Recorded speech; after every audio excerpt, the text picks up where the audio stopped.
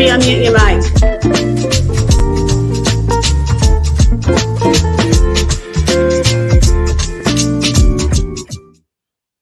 Hello, everybody. Welcome. It is my Friday Live, Scarlett says, and I have a guest today. And her name is Jo Ousterhout. I probably said it wrong now after I knew how to say it. That's quite all right. It's fine.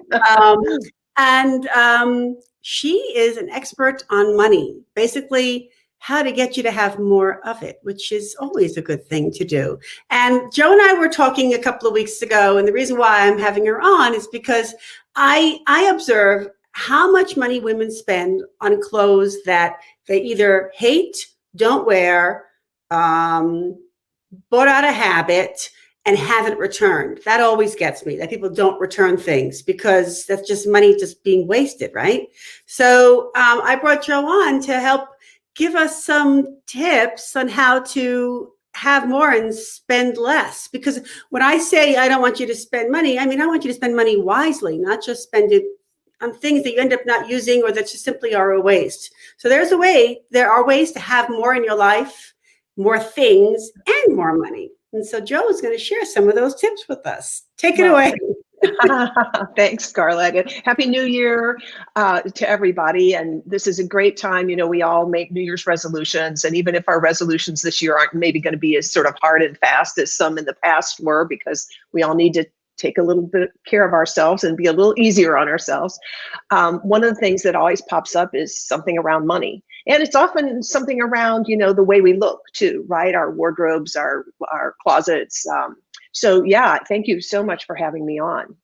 And when Scarlett and I were talking a couple of weeks ago, one of the things that I noticed when she was saying about how many of her clients and prospective clients do spend money on clothes they don't wear or don't return them and maybe don't have the right, you know, colors and styles for them, is that when I work with women clients, one of the things that I would say 80% of the cases, when I ask people to total up the money they have spent over the last year and look at the categories and see, are they happy with the way they've been spending their money? I would say about 80% of them are shocked to realize how much they do spend on their wardrobe and their appearance in general, you know, which could include hair and nails and on makeup and all that sort of thing. But also really the bigger expenses are usually on clothes and shoes. And again, it's a lot of things that when they think about it, they're like, really, I didn't wear that many things. You know, I spent X $1,000 and I didn't get that much use out of them. Because spending more doesn't guarantee you're going to love how you look anyway. And we've all done that. You know, we all go and see a great thing on sale. And I'm a sucker for materials. So I buy beautiful materials in just horrendous styles and colors for me. I've done that in the past because they're gorgeous. They're gorgeous art, you know, works of art. These materials are so beautiful. I'm never going to wear that. You know, I used to be a banker and I would buy these little lacy numbers.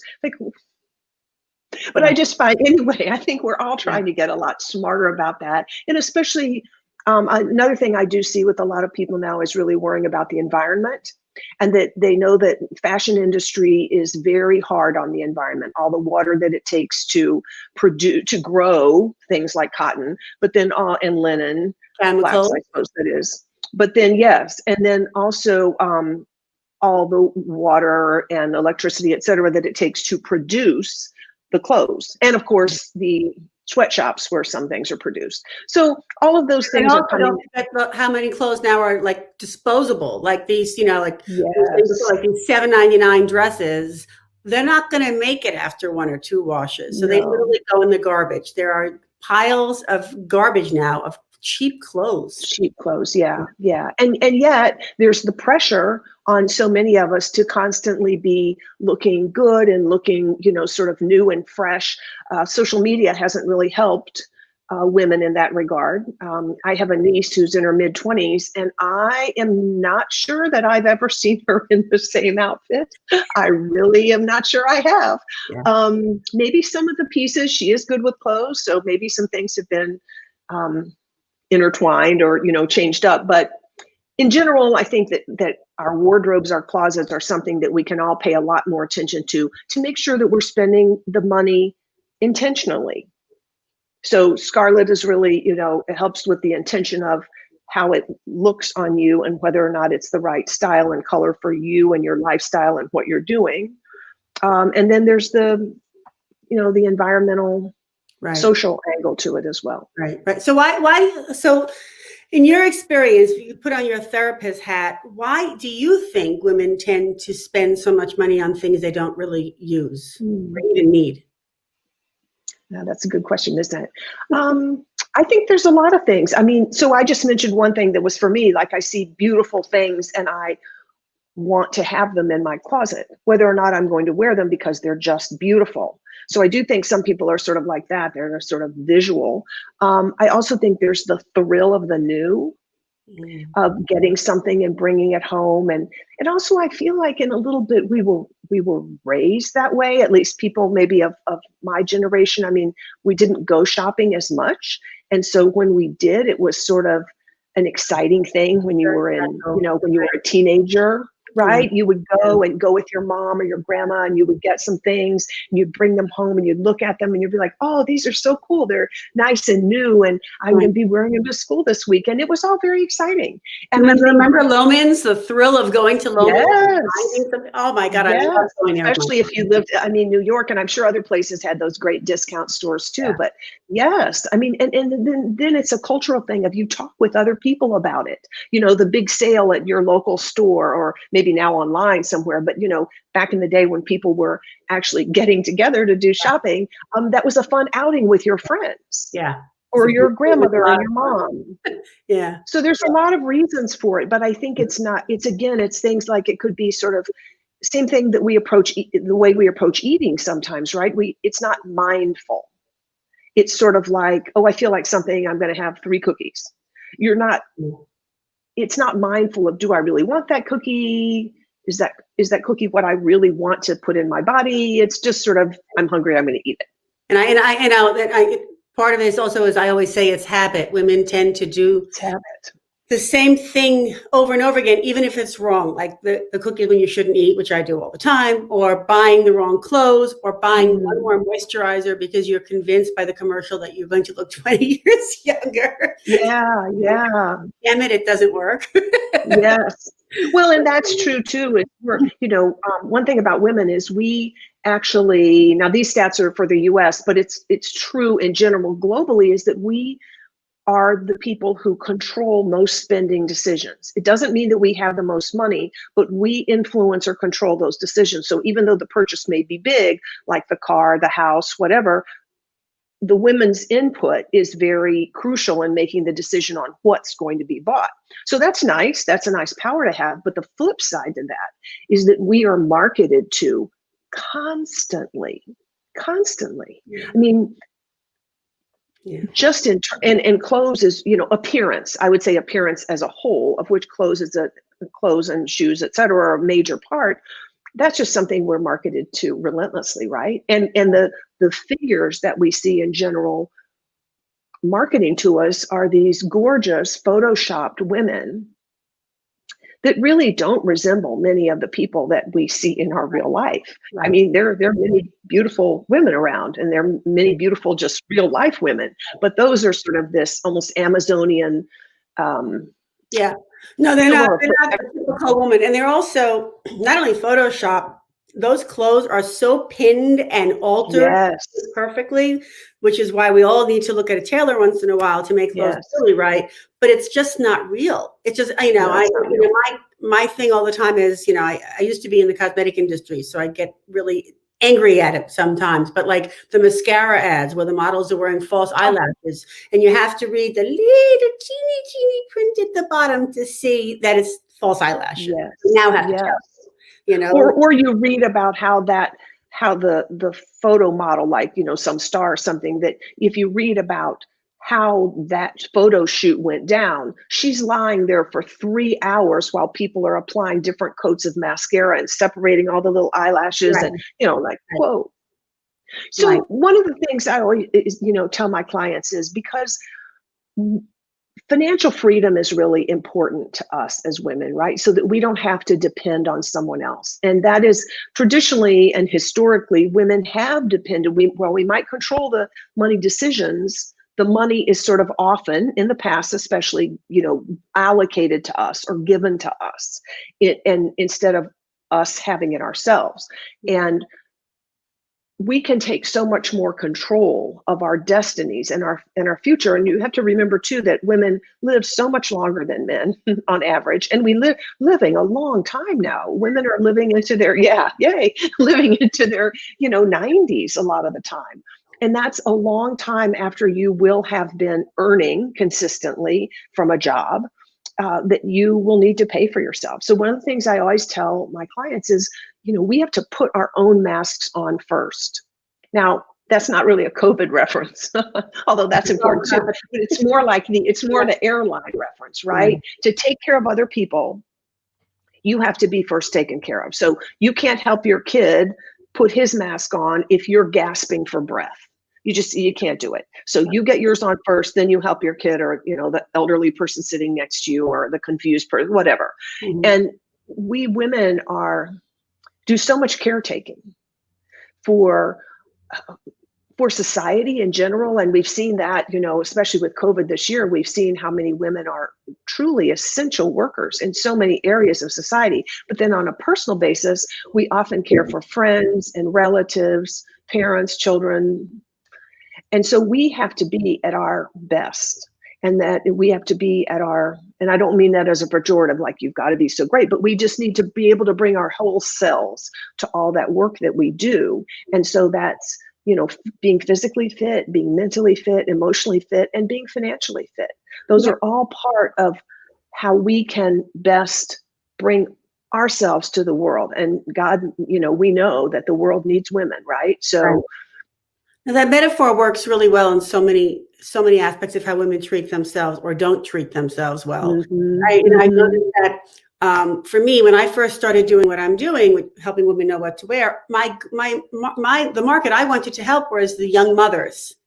And what I realized was that they didn't care, because they were so absorbed in, which is what you should be as a mother, that they just didn't do anything for themselves. And then they also had the gift of being younger still. So there's a little bit of like, I'm okay. And then as these women got older, then they were so self-programmed that it's all about the kids, that a lot of them started like not really caring as much about how they looked and felt. Mm-hmm. They were miserable, but they weren't doing anything about it.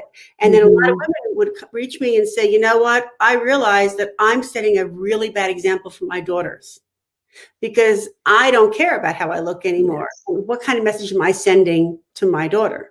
And so it kind of went the other way. And then now I really work with women who have their own businesses, because they really, really get the importance of what you wear, and how it affects, how much money you make and how much money you make. Right. But I noticed that I had women in their 70s who would hire me and say, I don't know why I waited until now to take care of me. And if you and I could get one more woman today to realize that now is the perfect time to do something for yourself, whether it's to spend less or to spend more time on yourself, or just realize that if you don't put that mask on first, like you said, you can't help other people. No, you can't. And you're so right. It's never too late to start, right? It's never too late to start really putting yourself first. And I don't mean that in a selfish way, because when we say that as women, people think, and we even think, like, oh my God, they're so selfish. I don't mean that. I mean that we take care of ourselves so we can help the people and the causes that we love. Mm-hmm. And it really is never too late to start. It's never too late to start with your money. You hear so many financial gurus talk about starting when you're 20 and 30, and that's great, and you should. That would be the absolute best. Yeah. But it's like that saying, when is the best time to plant the tree? Well, the best time was 20 years ago, but the next best time is today. Right. So love that you can do that. Yeah, it's a great expression, and it really works. It works with your fitness, right? Like you could start a fitness program today, and you would be better off in a week than if you didn't do it. And the same thing with taking care of your money. Right. So they're really, they're just really three pretty simple steps that you can do to start making yourself better off financially. And I say simple because they are simple, but clearly they're not easy emotionally because people don't all do them. But there are, and Scarlett will post this in a minute, but there's a download that I have made available to you all, totally free, but it's 3 simple steps, tips from ordinary millionaires. So these are people who were receptionists and janitors and auto mechanics who saved millions of dollars in their lives, who had assets of millions of dollars when they died. Of course, they could have given away some before they died, but I mean, the way we know about them is because they make these really great bequests to causes that are important to them. And so then we read about them in the paper. But when you go back and look at a lot of these stories, they all have some of the same elements. And one of the important ones is starting as soon as you can. So that might have been when you were 20, but if you didn't do that then, the next time is now. So again, you can certainly download this this document, and on that, I put it in the chat so people can see it there. Yeah, great. Thank you. Thank you.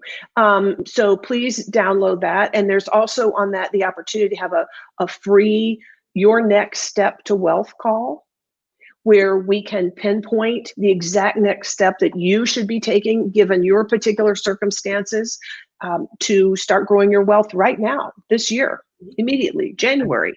Right. So I'm, really, everybody thinks January is the start, but like we were just saying, anytime is the right time to start. Yeah. But that's true. If you're listening to this after January, the time to start is whatever it is then. But since we're January 15 now, I'm using that.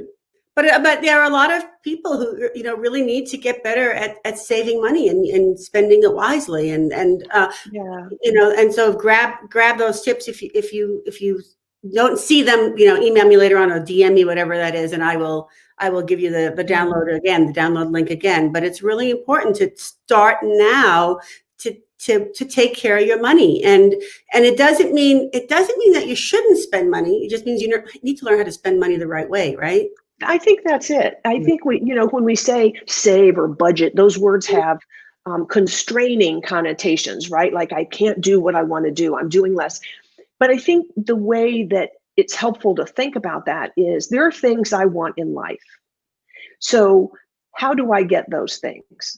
And some part of that equation will be the necessary money for those things, whether they are helping a relative or a child, with college expenses, or buying a new home, or giving a gift later to grandchildren, or a particular cause that you really like and want to help with. A lot of those things have a monetary component. So it's putting those things, which may be in the future, but making them really real and important to you today, just as important as that $13.99 Zara dress, so that you will take that $14 and put it in something else, as opposed to buying yet one more thing that maybe you'll wear 1 or 2 times and then I much prefer, for me personally, I don't have a lot of clothes, but I have a lot of clothes that I can make a lot of outfits with the few clothes I have. I get great pleasure out of buying something that works with what I already have. That's one way that I always, want people to save money. It's how I do it too. But do you have any client story, but no names, please, that you can think of about somebody who changed her mind, changed her habits, and how she's. I can actually think of 2 right off the top of my head. And one was triggered by when you said making different outfits. So I gave a talk a couple of years ago at the Wing, which is a women's co-working group. Yeah. And I said, okay, so our assignment is we're all going to go away before the next talk, which was the week later. And we're going to look at our recurring expenses for the year, whether those were, Lyft or Uber or gym membership or Netflix, whatever, all of those recurring charges, and see what we think we really used and are worth the money that we spent. Because, Netflix, okay, I think we all think Netflix is worth it, especially right now. But is 1377 times 12. Yeah. 1377 is nothing, but then times 12, it starts to add up, right? So all of those recurring expenses. So anyway, this woman came in the next time and she said, oh my gosh, I realized how often I was buying the inexpensive clothes. And so what I did was she downloaded an app, and I can't think of the name right now, but anyway, it helps you in your closet do exactly what Scarlett was just saying of, mix and match outfits. Oh, yeah. And of course, she was very digital. So Yeah. that got everybody in the audience was so interested in that. Like they sort of lost track of what I was talking about now, and they wanted to go talk to her. So she had really changed. And then several other people lately told me afterwards told me they had too. Right. And then another story is another client, older, just a super dresser, like really, really great. And so I had her do the same thing of look at her expenses over the year. And she came back and she said, oh, Jo, my gosh, when I see how much I have spent on clothes compared to other things that I love to do, like travel or even, redecorating her home and things like this. She goes, it's just so totally, for me, I realized that, it's just gotten out of whack. Right. So she really cut back and is now putting more of her money towards making a bequest to her children. She's in her late 50s, a bequest to her children, and then also, and grandchildren, and then towards saving money for travel, which she wants to do with her kids and her grandchildren, in upcoming. And also, she has plenty of clothes that she could pack for those trips. Oh my gosh, she's got such gorgeous clothes. Yeah. Right. Yeah.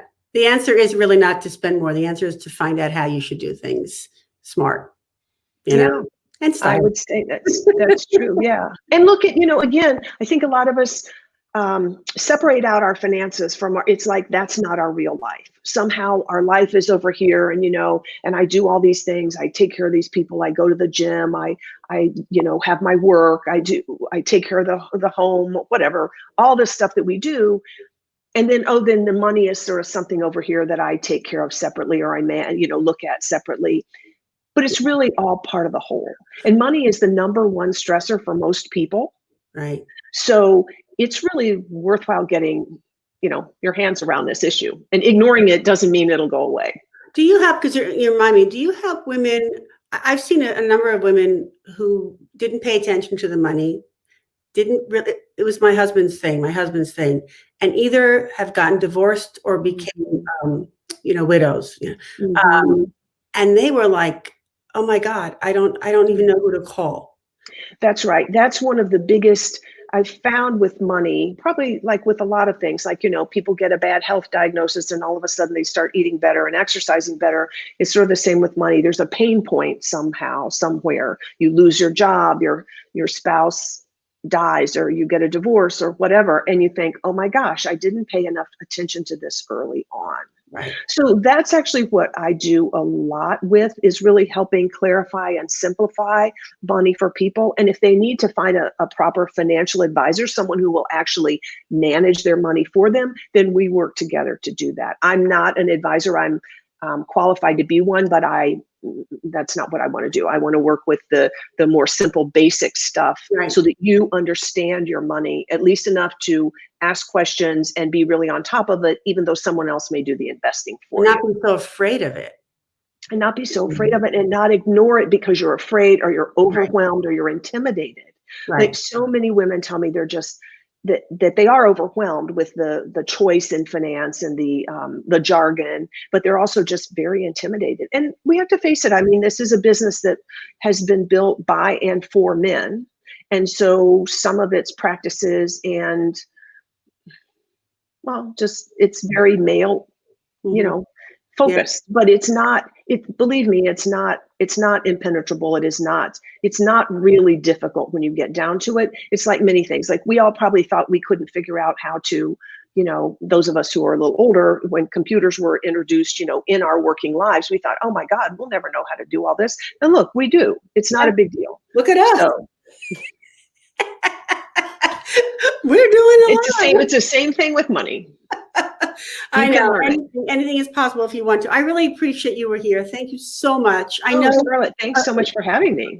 Well, I know money is money and dressing to when you've gained weight. Those are very sensitive topics, and But if you handle these things and if you deal with these things, the only way you're going to feel is better. And the only way you're going to feel is You've more got that right. stronger. Yep, you're right. They're perennial topics of importance. They're perennial resolution topics. So anyway, thank you so much for having me. I would love to talk to any of you out there. So do download my freebie and book a free call. Yeah, it's totally free. Yeah, get her tips because we all could use them. And remember, it's not that you shouldn't spend money. It's that you need to learn how to spend money on the right things and in the right way. All right, guys. All right. See you next week. Thank you, Jo. Thank you. Bye.